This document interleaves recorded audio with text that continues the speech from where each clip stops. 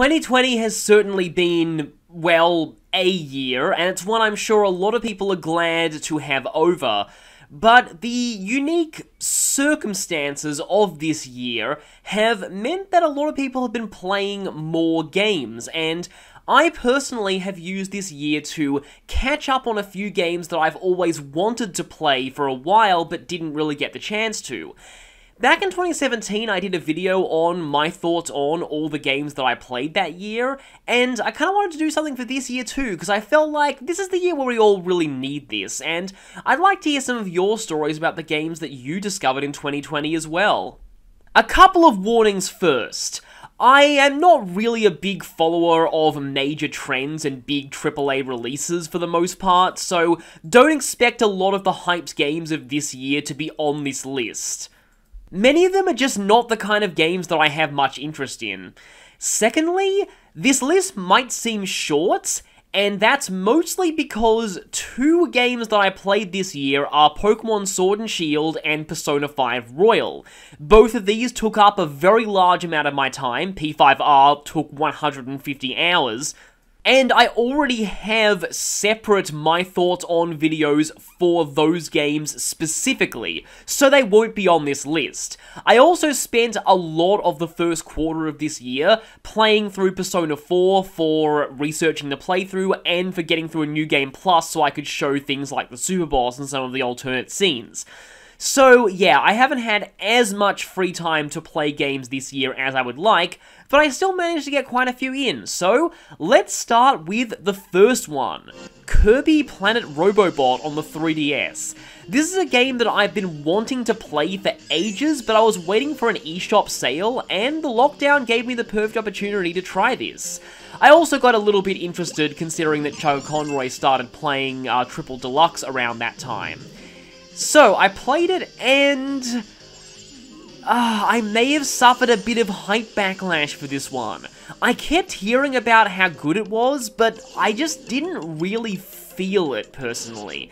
And I think that's mostly because I'm just not a very big Kirby guy.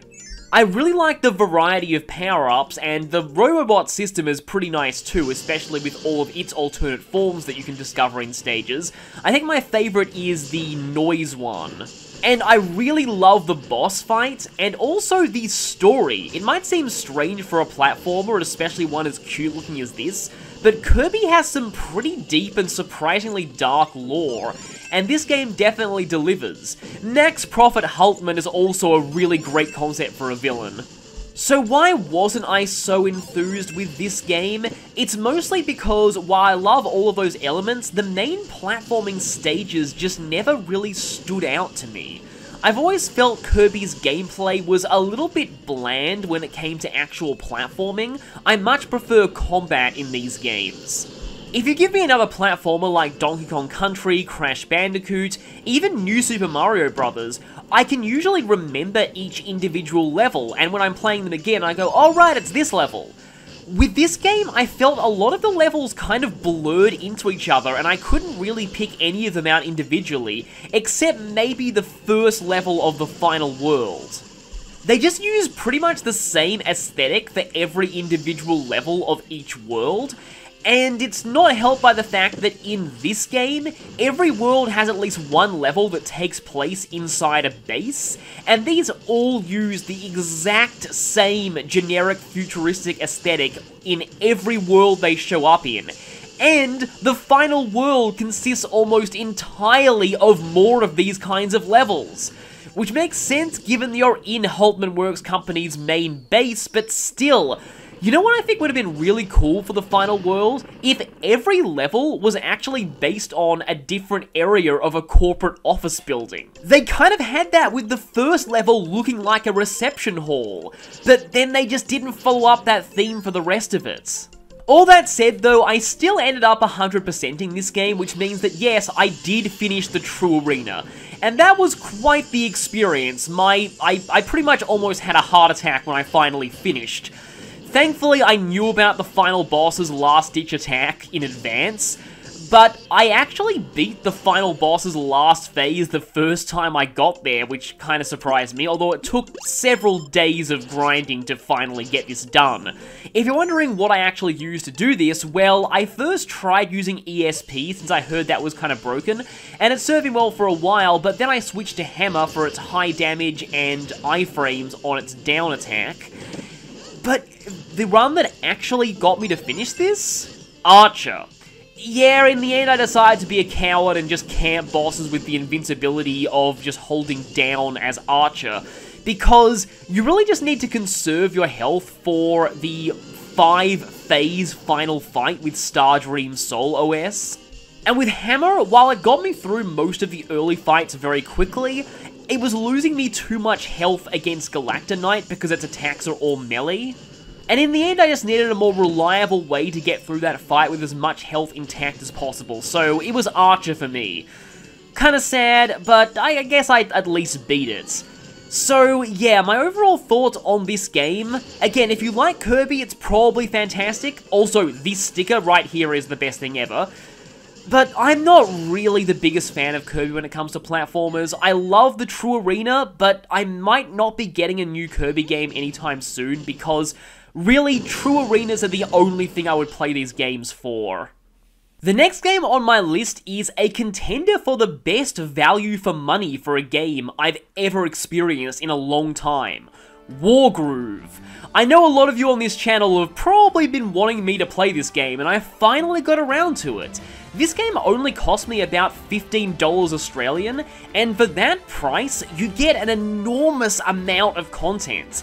And the thing that really impressed me about Wargroove is just how much polish this game had, which I was not expecting from an indie game.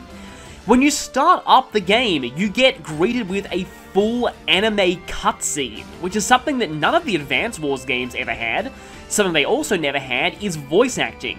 While it's not full voice acting for the story, the commanders still have voice clips during battle when they use their grooves and stuff like that, which adds a lot of personality. The soundtrack is also fantastic, and it's clear the developers put a lot of love into this game because there's a very extensive library of lore for the world. As an example, every individual unit type for all 4 factions has its own codex entry, even though they're functionally identical in terms of gameplay. There's also lore on how magic works in the setting, how all of the factions came to be, each of the commanders has their own profile and backstory. It feels very much like this game was a labor of love, but in terms of actual gameplay, it's also a very complete package. You get one pretty extensive story campaign, another entirely new campaign with 3 new commanders as free DLC, a fighting game style arcade mode, multiplayer which is cross-compatible between every platform this game is on, I believe, a very extensive map editor, which people have even managed to create entirely new game modes in. Look up Wargroove Dogball for a great example of that.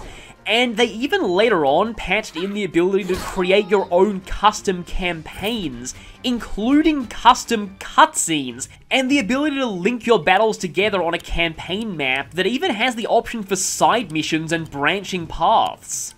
There's also puzzle mode, which is very similar to a certain mode in Fire Emblem Heroes, where you're tasked with clearing certain maps in one turn with a pre-existing setup. Before I go into core gameplay, I'll just talk about the one of these modes that I'm personally a little bit iffy on, and that's arcade mode. You pick a character and you go through 5 random war room style maps that can usually be cleared pretty quickly, and at the end you get a character ending which is blatantly not canon given the game's main story mode. I've always just found this style of fighting game arcade mode a little bit weird because it's hard for me to care about them when all of these endings are obviously not canon. And again, it's pretty much just the same thing over and over that you have to do with every character on hard mode, which gives the AI doubled income if you want to get all of the stars in the game. A nice thing to fire up on the go, I guess, but it is just a lot of the same thing over and over and over again, which is another problem that a different game that I played this year has, but we'll get to that one later. While we're on the subject of modes, I can go over the campaign. The story is nothing groundbreaking, but it's solid for what it is, and the characters are pretty fun, honestly. The standout for me by far is Ragnar. She's basically the game's equivalent of Olaf or Flak, the dumb, incompetent starter villain, but unlike them, her stupidity is genuinely hilarious. The combination of her being a giant ham and also being mentally 5 years old, due to being essentially a flesh golem only recently given life. She's just a really funny character overall, and it's always a highlight whenever she shows up. The way the campaign handles its playable characters and factions is also kind of cool. It's like Advance Wars 1 in that you're controlling one main nation for most of it, although you do get new characters joining you as you progress the story. But you actually get to play as villains in side missions that is still canon. Which actually kind of reminds me of Battalion Wars now that I think about it. So most playable characters get their time to shine. The second campaign, Double Trouble, is designed for two-player co-op, but honestly that's probably very hard to pull off. You both need to strategize quite well and be very in sync to do that, because I don't recommend launching into this campaign first. These missions are, with the exception of the tutorial of this one, significantly harder than the main campaign. But they are a nice challenge, and it's also great that you get to hear the new Outlaw Commander's amazing Scottish-inspired themes for this whole campaign. Seriously, I'd recommend listening to Wolfar and the Twins' themes, they're great. One major weakness I have with the campaign, though, is that Advance Wars games usually introduced you to all of the units at the end of the first section of the campaign. They kept the tutorials confined to that one area. Wargroove's campaign, you're still in tutorial mode until almost the end. It takes until chapter 6 of, I think, 7 before you're introduced to naval units. The reason why this can get annoying is that most of the earlier missions heavily restrict the units you can deploy. You unlock more as you progress through the story, but that makes some of the earlier difficult side missions, like for example Puppy in the Middle, a lot harder than they should be because the enemy still has access to every unit while you're stuck with just ground units up to trebuchets. Oh, and speaking of trebuchets, because the trebuchet and pikeman spam combo was a bit overpowered in multiplayer, in a later patch they increased the cost of both these units. And because the early missions of campaign mode were made before the price hike happened, this actually makes some of them slightly harder, so be warned about that if you're just getting into the game now. I guess that's a good transition into how I feel about the actual core gameplay. Well, overall it's pretty great. Most unit types are useful for at least one thing, and the commanders are reined in a little bit from Advance Wars, although there are still some very clear winners. I'm using Nuru for the footage here because I wanted to explain how stupidly broken she is. Her Groove teleport beam lets her purchase and deploy any type of unit that she currently has access to right next to her. The most hilarious thing about this is they nerfed this in a patch so that she has to pay double price for the unit she summons, and it's still the most broken ability in the game. Yep, that about sums it up. Tenri and Caesar also have crazily broken grooves, and then you've got people like Sedge and Ryota who have pretty lame grooves, but most of the rest of the cast are decently balanced, I find. Many people describe this game as Advance Wars plus Fire Emblem. I personally disagree. I actually think it's more like Advance Wars plus Age of Empires 2, given its more medieval style and its unit types actually being similar to Age of Empires 2 units, up to and including strengths and weaknesses. But in terms of differences in core gameplay to Advance Wars, capturing properties is very different. Buildings, under the control of a player, have HP and need to be reduced to 0 before they turn neutral again. They can also counterattack, so your units will be taking damage while they try and capture, and even a full HP unit capturing a building will only raise it to 5 HP. So control of buildings can switch much more easily, and it's a lot harder to take them back for an opponent. However, there are now more specialized anti-building units. For example, knights can one-shot buildings on the charge, that is, if they move the full distance before attacking, which is their critical condition. I guess I should mention this too. Every unit in the game has a critical hit condition, ranging from things like being adjacent to the commander, being adjacent to another unit of their same type, or the enemy being on a certain type of terrain.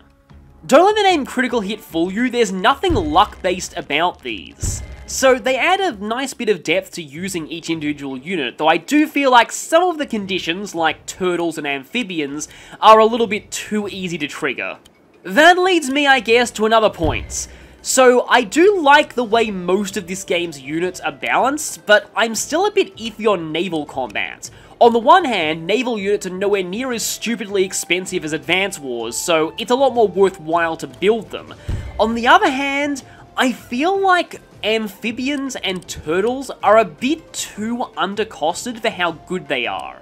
Amphibians have great mobility in the water and can also cross land, albeit slowly, are very cheap, crit on water tiles, which they'll be on 90% of the time, and have 1 to 2 range, letting them safely snipe buildings without being counterattacked. Turtles, on the other hand, are also very cheap, have stupidly high mobility, crit in deep sea, which they'll be in the majority of the time, and one-shot or near one-shot every other type of naval unit, and the thing that's supposed to counter them, harpoon ships, do a pretty bad job of it in my opinion, because they're very slow-moving, indirect-only units with an awkward critical condition, and don't even one-shot turtles, and they're more expensive than them too. I often find that when I try and use harpoon ships against turtles, turtles will just close the distance and tear them apart in melee. Their only real weakness is they can't attack buildings or anything that isn't a naval unit, and they're vulnerable to air units, but with how much they dominate the seas, it's a bit of a small price to pay. And I'll go on a bit of a tangent here, but this makes one particular map in arcade mode the bane of my existence. The Sunder Sea. This map starts both players with 3 easy ports available, and with a lot of distance between them. On normal mode, it's really not that bad, but on hard, with the AI's doubled income, they will absolutely flood the ocean with turtles before you have a chance to get a force going. And while technically you can beat them, it requires slowly trading with amphibians, and most players say that at that rate, you might as well restart that arcade run from the beginning, because it'll be faster to play through all arcade again, and hope that map doesn't show up the next time. Anyway, I might be alone in my opinions on naval combat. If any of you are more experienced with this game, please share your thoughts. I don't think I'm anywhere near good enough at this game to play multiplayer or competitive, but it's still been a pretty fun experience. One final thing that I'll talk about is that I really like the commander system. So you have a commander unit, and if they die, you instantly lose. This normally sounds like a bad thing, but unlike, say, the commander units in Age of Empires 2's campaign missions, who are only slightly better than normal units, and you're encouraged to just keep them out of the action all the time, these commanders are actually very strong and incredibly durable. They one-shot or near one-shot almost all infantry, take very little damage from indirects, and really are only at risk of dying if they get overwhelmed and swarmed, which can happen if you're not careful, but it really adds a great sense of risk versus reward.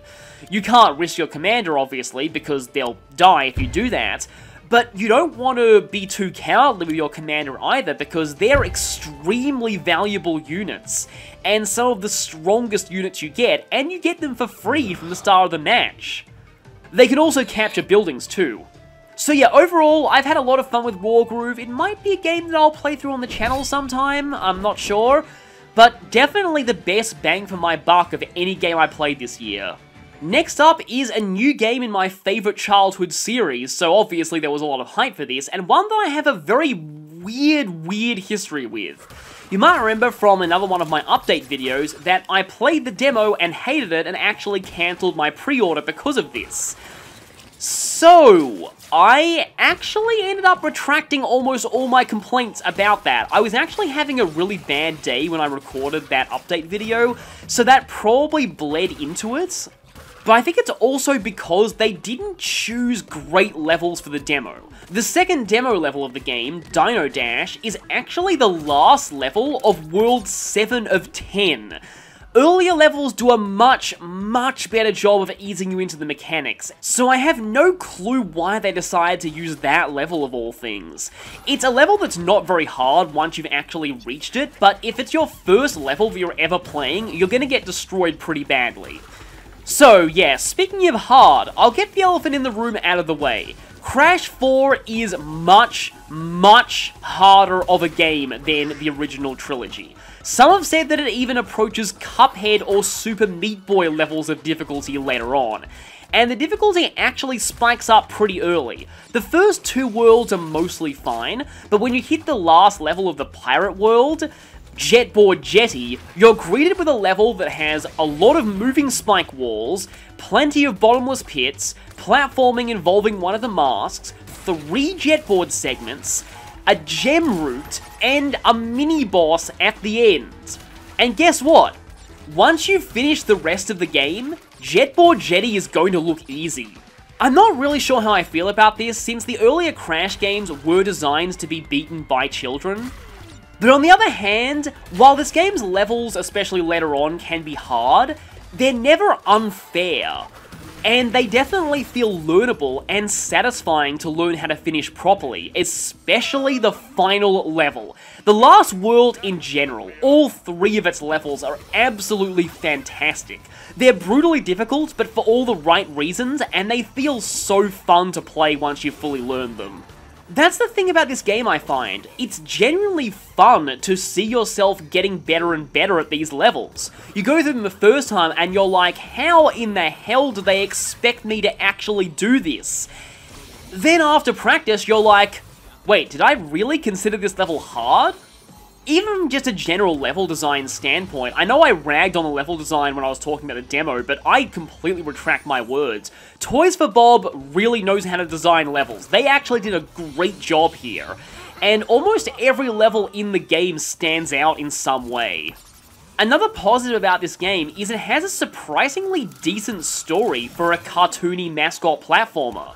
The characters are memorable, the voice acting is great. You'd think that I really love this game, and that's the thing, I do, but at the same time, I also hate some aspects of it, and it's just such an awkward feeling. I can't say that this is a bad game at all, it's an amazing game, but when you go for 106% completion, it turns into an entirely different beast. This is something that many game review channels have come to the consensus of, and if you've seen any of their videos on this game, you'll probably know exactly what I'm about to say, because my opinion lines up with theirs exactly. But if you haven't, here it is in my words. I feel like this game is a bit overly bloated with collectibles. Every level has 6 gems now, instead of just a box gem and maybe an occasional bonus gem like the original games had. 3 of them are for getting up to 80% of a level's Wumpa Fruit, because Wumpa Fruit aren't really as useful anymore. 1 is the box gem, 1 is for dying 3 times or less in the level, and then there's 1 hidden gem that is, well, hidden somewhere in the level for you to find. So, why is this a problem? Well, if you're going for the box gem, you're almost guaranteed to get all 3 Wumpa gems anyway, so what's the point of them existing? Originally, I thought they were there so that people who aren't concerned about boxes can still unlock some of the costumes, but that falls apart when you realize that you need, at minimum, all 6 of a level's regular gems to unlock that level's costume. The 3 death gem is also redundant because every level now has an insanely perfect relic for getting all 3 Wumpa gems and the box gem in the level without dying at all. And these are not just bragging rights. If you want the best ending, you need to get these on every level. So the redundancy here is that if you're going for the 3 death gem, you might as well go for 0 deaths to get the insanely perfect relic, because you'll need to do that eventually anyway. So in and of itself, this means that the most efficient way to 100% this game is to get the insanely perfect relic on every level the first time you visit it. Of course, this will likely take hours and hours due to how hard some of these levels are, so there's that. But in addition to all of that, every level also has an inverted mode, where you have to play the entire level, mirrored. All 6 gems still have to be reobtained, including a hidden gem that's in a different place now, and the only difference is a mild visual filter on the level.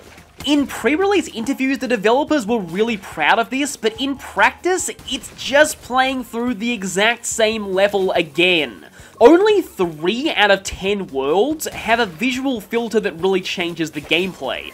The first, Mosquito Marsh, which makes everything undercranked, and the 9th world, which puts everything underwater. Every other world just has a visual filter that has no effect on gameplay, so essentially you are just playing the same level twice. Mercifully, you don't have to get the insanely perfect relic twice. You get it on either version of the level and it counts for both. But it still means that in addition to over 120 gems for the main run of all the levels, you now have to get another 120 gems in inverted mode. And, just like Crash 3, every level has a time trial as well.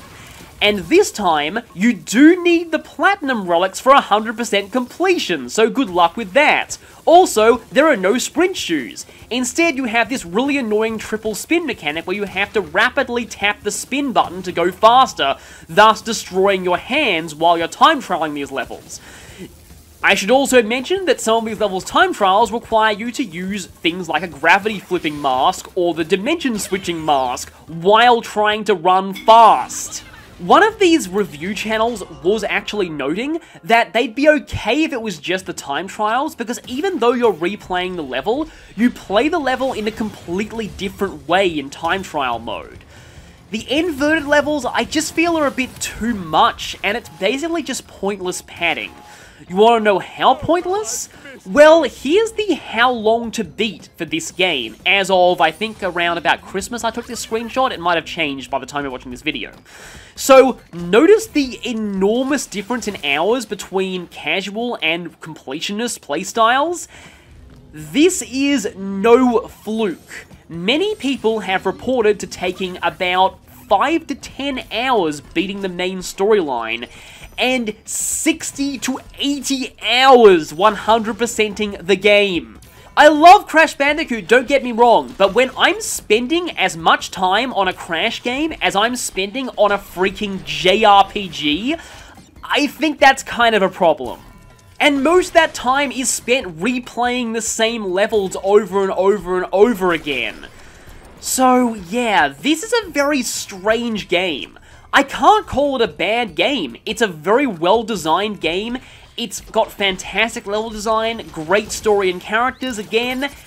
It's a really, really good game that I recommend playing. I would just say, if you're going for 100%, do it in stages. Don't try and do it all at once. Maybe get all the regular gems first, take a big break from the game, come back later and do the inverted levels, and maybe do the insanely perfect relics at the same time, then take another break, then come back for the time trials. I feel like that's the best way to do this. Don't try and do it all at once, or you will burn yourself out. So, I'm happy leaving the future of this series in the hands of Toys for Bob. They did an amazing job on the levels, but maybe next time you make a Crash game, cut down the collectibles a little bit, please. On another more personal note though, I will say, I never expected to get all the insanely perfect relics. I expected to rage quit out of the animal riding levels, because those levels are just kind of stupid for getting the insanely perfect relic on. If you miss a single box in the on-rails animal riding segments, you have to redo the entire level. But weirdly, I actually managed to do this on both Bears Repeating and its alternate version, Building Bridges, and Crash Landed. I can't believe I did, but the turning point for me was when I stopped considering runs where I got to the end and missed one box as a waste of time. When I switched my approach from screaming and swearing to thinking 219 out of 220, I came close. All I need to do is not miss one box. This is definitely doable, I just need to keep at it. And with that mentality, I managed to carry myself through this. In the end, I actually found myself having fun doing bears repeating, which might be Stockholm Syndrome, but you be the judge. So the final game of 2020 for me is a bit of a weird one, as I haven't finished it yet, and it is a game that I've technically played before. Xenoblade Chronicles Definitive Edition. So from the footage here, I'm just going to be using trial mode because I don't want any spoilers. This is a very story-heavy game, and a lot of the areas are best experienced for the first time yourself. But I mostly got this game when it was on Black Friday sales because I wanted to play it eventually, and it's a potential future playthrough, but also because I recently got a new big screen TV, and I really wanted to see what Xenoblade looked like on a big screen TV, and oh boy, it looks really good. It actually almost feels like a totally different game when played like this. I actually bought Definitive mostly to play it portably, but now I don't want to play it portably. Overall, Definitive Edition is basically the same game as Xenoblade 1, except with a bit of a refined art style. The character portraits look a little bit more like the style of Xenoblade 2, which personally, I didn't think I would feel this way, but I actually prefer it now to the original Wii version. Another thing that I thought that I wouldn't prefer, but I actually did, the music. I switched over during Colony 9 to the original soundtrack, and I switched back to the reorchestrated version within a few seconds. The reorchestrated versions were just so good, and I never thought they could top the originals, but they actually did to me. There's also a lot of nice quality of life changes, like making the enemy health bars a lot more visible, having timers that are visible on break and topple like Xenoblade 2, and here's a big one, actually showing which enemies have spike auras in the UI. I believe that was never shown in the original game, which, well, the only way you could find out which enemies had spike auras was by fighting one and then thinking, wait a minute, why is my health rapidly dropping? Oh crap, I'm dead. Also, quest objectives get marked on your map now, including collectibles, which makes those collection quests a lot more convenient. You can also set specific quests as active so you can track down the specific items or enemies. And my favorite thing about Definitive Edition, hands down, the affinity chart will actually tell you what every NPC's trade items are. I never used trading very much when I first played this game on Wii, and it makes quests so much easier. You don't have to rely on random enemy drops, you just need to track down which person has the item you need. The guide-dang-it nature of this is lessened massively now that you have an in-game viewer for who has what item. Of course, some items require you to be at a certain level of stars with a particular area, so that's always annoying. And also, the quests for getting the Colony 6 items, they never show up on your map. But at the very least, you do have the option to view what items you need from the quest log at any time, so you can at least keep a mental note of them as you're progressing through the game. I first played this game in 2012, so it's been about 8 years exactly, and have my opinions on anything in the game changed? For party members, I remember that I used to use Ricky a ton, but I find myself relying on him a lot less now. His damage over time effects are a great crutch against higher level enemies, but now that I'm more experienced with the battle system and I've discovered how incredibly strong Ryan and Dunban are offensively, I find that having him in my party in general just drastically slows down fights, and at this point I'd rather use Dunban and Ryan over him. I forgot how high Dunban's auto attack stat gets as well. I thought he was mostly a dodge tank, but he seems to be the strongest party member physically. In terms of the actual areas, I don't really feel that different about most of them. The main area that I maybe don't like as much as I used to is Alchemoth. It's very big and open, and most of its skip travel points just aren't very convenient for where quests are usually located. I also personally think that Gower Plain is a bit too big for its own good, especially for such an early area. I get they wanted to really hammer in the exploration that early, but I still feel like there's a lot of wasted space in there, and, I mean, this is not really an opinion that I'm just coming into, because I've always kind of disliked Gower Plain, including its music, but I know that that is a very minority opinion within the fandom.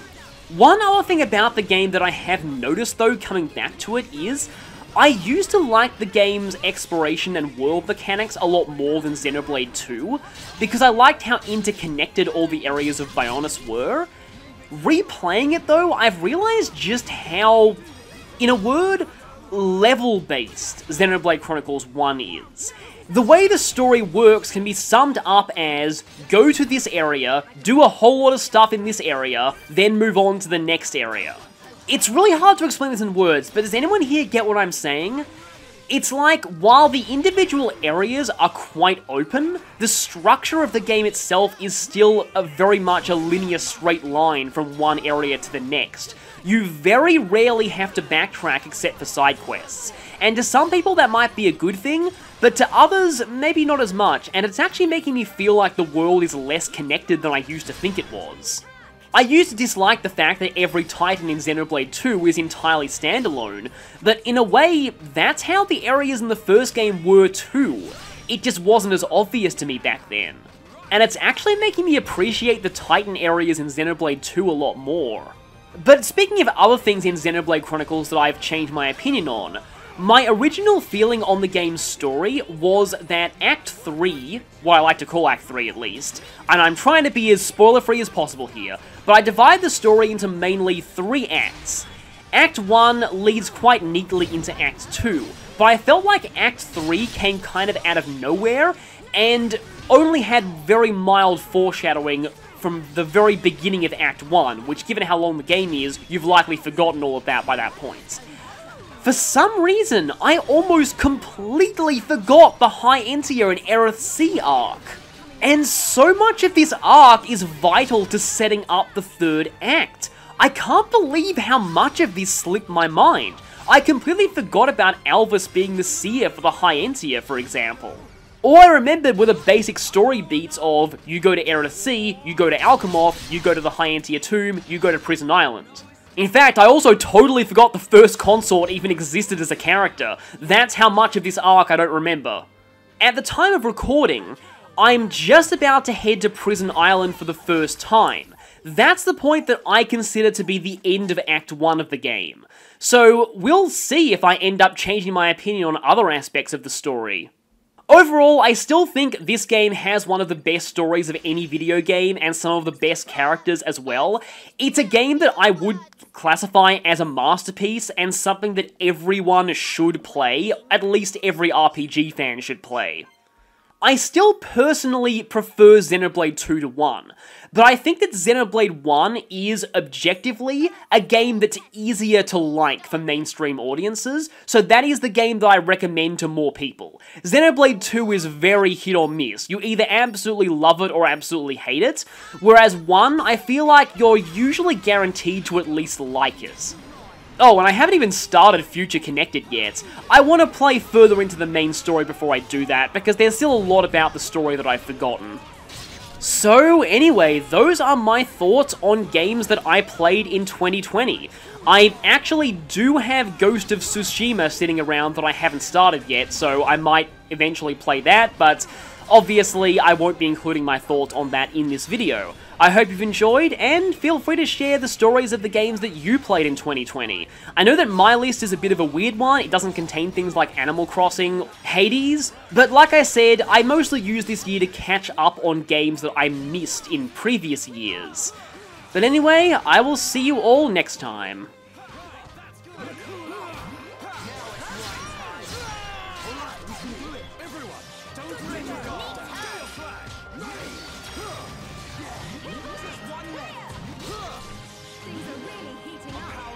Prepare for the next fight. Man, what a bunch of jokers.